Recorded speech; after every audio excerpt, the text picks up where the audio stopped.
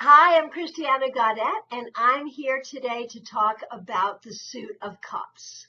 We know that the suit of cups in tarot is related to the element of water, and that water is about emotion. It's about matters of the heart. But so often in tarot, we sort of circumvent some of the fuller meanings of the suit of cups, making it be all about romance. And it is true, the suit of cups can talk about romance. But two things are very important to keep in mind. Number one, other cards that aren't cups cards can also talk about romance. And number two, the cups cards can talk about love and emotions that aren't specifically romantic. So with that in mind, let's run through the cups cards very quickly and see what we see. So we know that the Ace of Cups can predict a new love. It can also be about the open heart, the healed heart chakra, the high vibration of unconditional love and the love that Spirit has for us. We even see the symbol of the Pentecost here, which is God's love, the Holy Spirit descending to earth. So when you see this card, it could be a new love, but it could also be about healing the heart, about unconditional love in all its forms. The Two of Pentacles is the card of perfect love and perfect partnership, and it is a great card to talk about a great love relationship. But it can also be a card that talks about communication in a relationship. It can also talk about other kinds of partnerships other than romantic. And it can talk about self-esteem, the love relationship we have with ourselves. Now, the Three of Cups, I call this the party card. This can be about community. It can be about creativity. It can be about getting together with friends. It can be about partying. Sometimes when it's reversed, it can be too much or too little partying, having too much fun or not enough. Now, when we look at the Four of Cups, we start to recognize that there are emotions in the world other than love. In the Four of Cups, we see the emotion of not being happy with our choices, maybe not knowing what to choose. This card begs a question. Are you just being a spoiled brat? Should you reach out and choose something, reach out and take a cup? Or are you right to sit and wait and choose nothing? This card asks you to look at your feelings, to look at your emotions around the options in your life, whatever it may be. This card could be about relationships, but it could also be about work. It could be about where you live. It could be about anything where you're not sure you like the options in front of you and you're not sure what to do about it. Now, when we look at the next card, the Five, here it is. Okay, so the Five of Cups is also a card of attitude. Here, we see that 3 cups have been spilt. We're really sad about that, but look, the 2 largest cups are still standing. This reminds us to focus more on your wins rather than your losses, to focus on what you have, not on what you don't have. Again, it deals with attitude.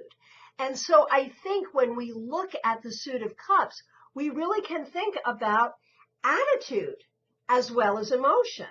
Now, let's look at the Six of Cups.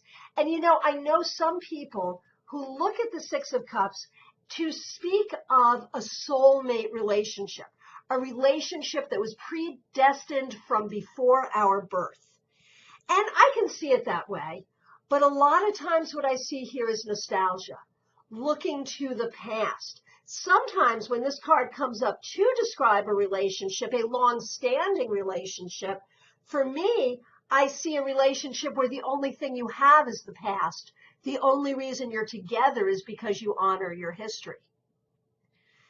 So the Six of Cups can talk about our childhood. It can talk about our history with someone. It can talk literally about visiting a childhood home.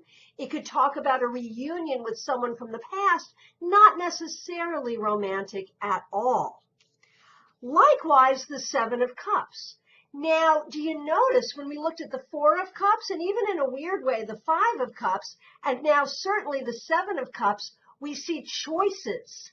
Often when we think about choices, we think more about the suit of swords and the air element, but we can see there are a lot of choices in the cups. And so we have to think that with that water element, it's not just about love, it's not just about emotion, it's not just about attitude, it's about what we choose, how we choose to feel, how we choose to process something in our hearts. And here we have a card that can deal with illusion, imagination, both good and bad, and the many things we can choose. And this card reminds us that some of the things you can choose would be significantly better than others. When we look at what fills these seven cups, some things are desirable and some really are not. And I think that's an important point here as well.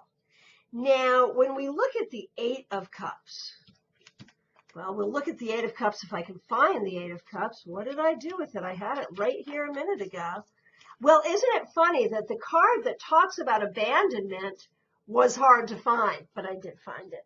Okay, so with the Eight of Cups, we've taken all of our emotions, we've stacked them up on the beach, and we're now walking away. This is a card of abandonment. It could come up when you're feeling abandoned.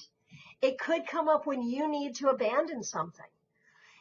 In this card, there is the process of emotional inventory, of figuring out what you feel, acknowledging it, but then walking away from it.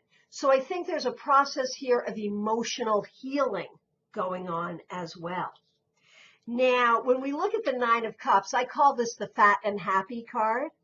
And certainly this is also called the wish card. When it comes up in a reading in a fortune tellery kind of a way, you like that word, fortune tellery?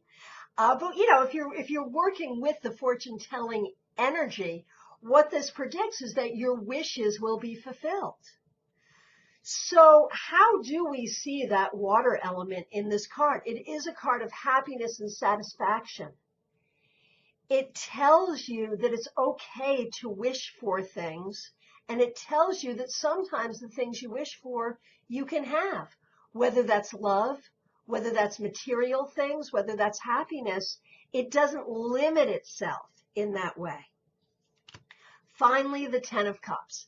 Now, this is an interesting card. Some readers see this as being like too happy, you know, like the idea that you might have a fairy tale idea about what's going on. I actually buy into this card as a happy outcome.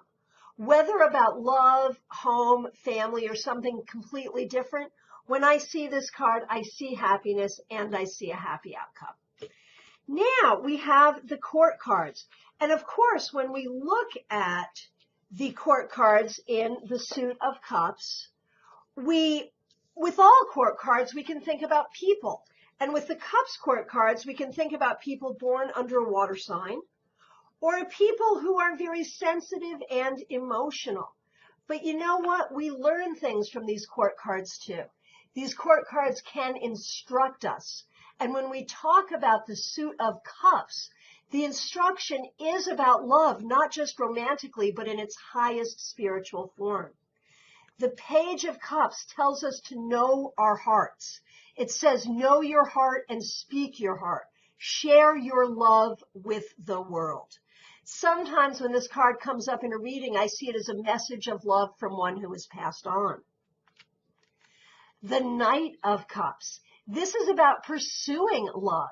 It may be like a little nudge toward a shy person to go ahead and pursue the person you have a crush on. It tells you that love is important and worth your time. The Queen of Cups tells us to nurture your heart, nurture love in all its forms. And the King of Cups tells us to make love a priority. Again, not just romantically, but in all ways.